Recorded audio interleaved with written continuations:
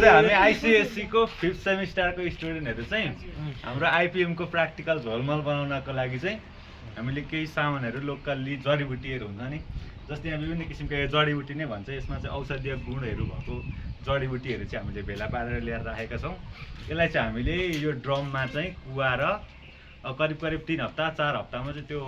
कुहिएको चाहिँ झोलमल हुन्छ अनि त्यसपछि त्यसलाई चाहिँ छानेर हामीले चाहिँ बोट बिरुवामा हाल्छौं के अनि यो चाहिँ हामीले सर्वप्रथम चाहिँ कसरी तयार गर्छौं त भन्दाखेरि चाहिँ हामीले अब यहाँनेर असुरो यो तितेपातीहरु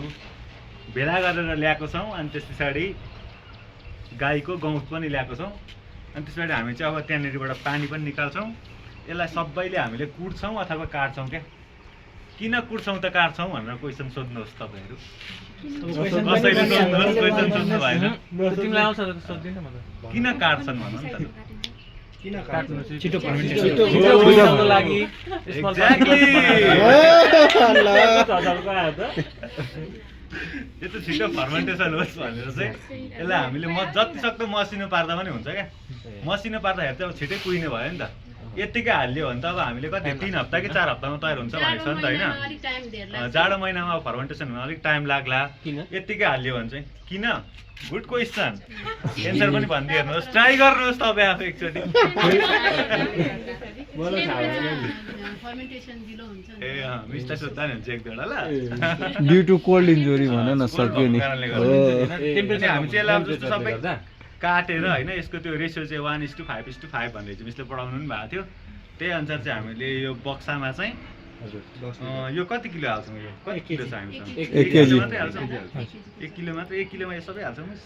5 लिटर कि 30 दिनमा तयार हुन्छ के अनि कस्तो हुन्छ भने अब यहाँ चाहिँ कसरी गरिन्छ मलाई थाहा भएन हैन जस्तै मैले चाहिँ त्यो ड्रममा हालिसकेर यो हालेर छोपे नि त्यसकोमा 5 दिनमा चाहिँ एकचोटी चलाउन लाउँछु के मज्जाले चलाउन लाउँछु अनि त्यसपछि फेरि अर्को 5 दिनमा हेर्न लाउँछु कुहिएको कि नकुहिएको आफै थाहा हुन्छ नि त अनि त्यसपछि फेरि एकचोटी चलाइदिने हो त्यसो गर्दै गर्दै करिब 20 देखि 30 दिनमा चाहिँ तयार हुन्छ के यो चाहिँ किन चलाउनु पर्छ सर हो यो केमा लाउने भन्ने कुरो हैन किन चलाउनु पर्छ किन चलाउने कस्तो भन्दाखेरि चाहिँ अब यो फर्मेन्टेसन चाहिँ अलिक छिटो हुन्छ नि त अनि चलाउँदाखेरि तलको माथि माथिको तल जस्तो तिमीले सब्जी पकाउँछौ नि त तलको छिटो पाक्छ माथिको पाक्दैन हो त्यस्तो हुन्छ नि त त्यही भएर चाहिँ हामीले त्यसलाई मजाले चलाउने गर्छौं दाल पकाउँदा चलाउनु पर्ने लगाउने कुरा त्यसमा चाहिँ हामीले एउटा जीवातु भन्ने आउँछ के इएम झोल पनि भन्छ कसले उल्ले अघि फुल फर्म पनि भन्दै त फुल फर्म